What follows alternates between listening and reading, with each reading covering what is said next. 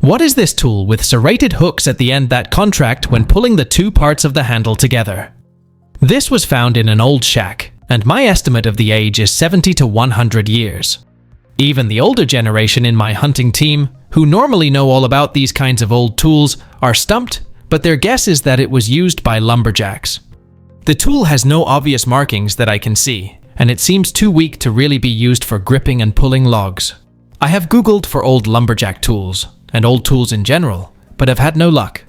I have tried reverse image searching as well, but nothing. Any ideas? It's an antique fish grabber. Here's one in a February 1913 Outers book. It's easy to use and extremely handy for a lone fisherman to grab the slippery fish and remove the hook without fumbling or dropping the fish. What is this old handheld tool? Approximately 25 centimeters in diameter, and it seems like the metal is iron, with a wooden handle. We thought it might be used in thatching, but could find no results to prove it.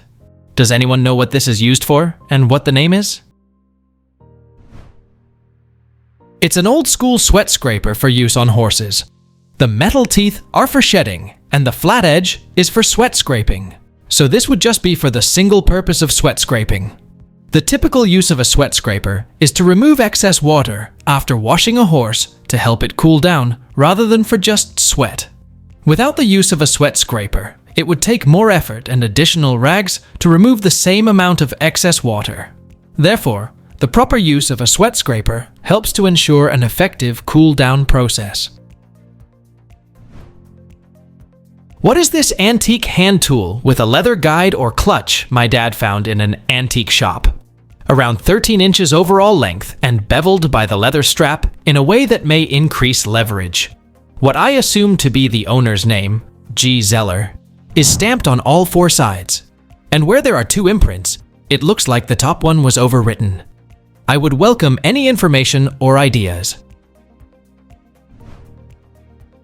Definitely a strap wrench, used to grip and turn rounded or irregularly shaped objects, like pipes or fittings, without damaging the surface with a regular tool. What is this tool found while digging in the ground, where we demolished an approximately 100-year-old stable on our dairy farm in the Netherlands? It could be a piece of old farming equipment, or perhaps an old battle tool. The stable housed different animals during its lifetime, including pigs and cattle. Now, I'm guessing it's an agricultural tool, but it might as well have been a weapon, as there is also a castle nearby that has been garrisoned for centuries. Also, burial mounds containing copper swords from 2000 to 800 BCE have been found nearby. But I'm guessing this item is not that old. Does anybody have an idea what this might be or what it might be used for? This is a bark spud, also known as a peeling iron, peeler bar, or peeling spud. It is an implement used to remove the bark from felled timber. The sharpened edge is slid between the bark and the wood, removing the bark from the tree in a number of strips, without damaging the wood below the bark. What is this strange shovel? My dad loves finding old tools and researching them. He can't find what this is though.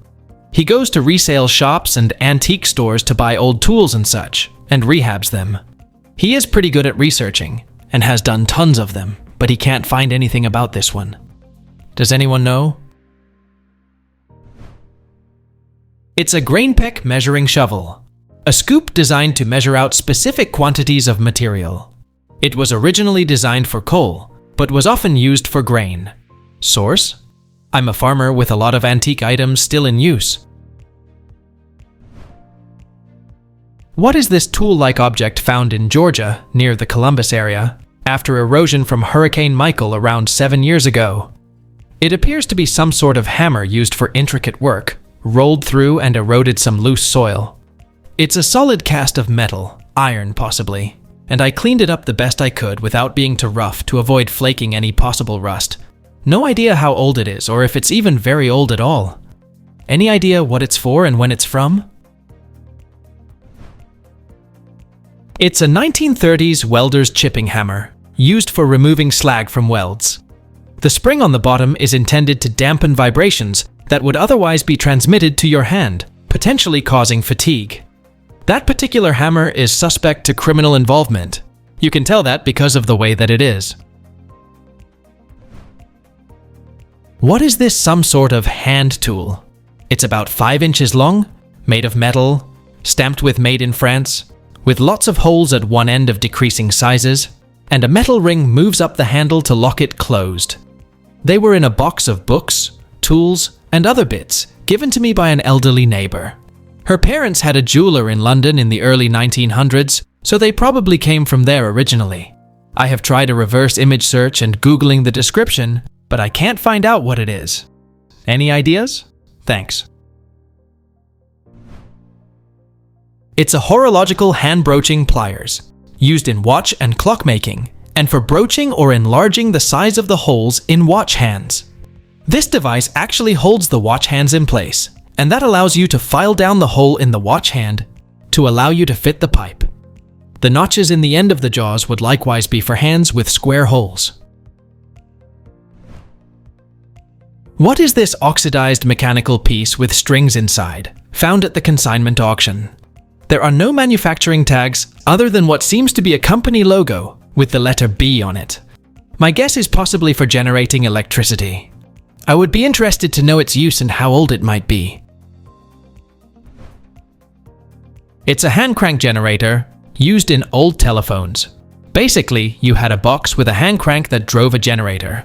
This provided the power necessary to initiate a call, which is higher than the power needed to run the circuit for basic use, including calls. Cranking the handle would ring the bell at the operator's desk. They would answer, and you would tell them who you wanted to call. They could then connect the call. The old phone systems got extremely complicated and led to installations like this telephone tower in Stockholm in the 1890s, with approximately 5,500 telephone lines. That looked really spooky in my opinion. This was necessary because each phone had to have its own wire routed to a switchboard. The mouthpiece could be mounted on the front plate or be on a wire, and the earpiece would be on its own wire. What is this old tool that's been in the family for 3 generations in eastern Maryland? It's a wooden shaft with a red wooden half sphere on one end and a metal head with short tines on the other end. Perhaps 24 to 30 inches long, with no markings. I tried Google Lens to no avail. I thought it might be a handheld boot scraper, but I can't find any images that match variations of those search terms. The handle may have been replaced at some point, but I'm not sure. It came from a home of people that had horses, so maybe something relating to that. They also had a trucking business. Any ideas? Please let us know down in the comments. Thanks for watching. Let's make life fun.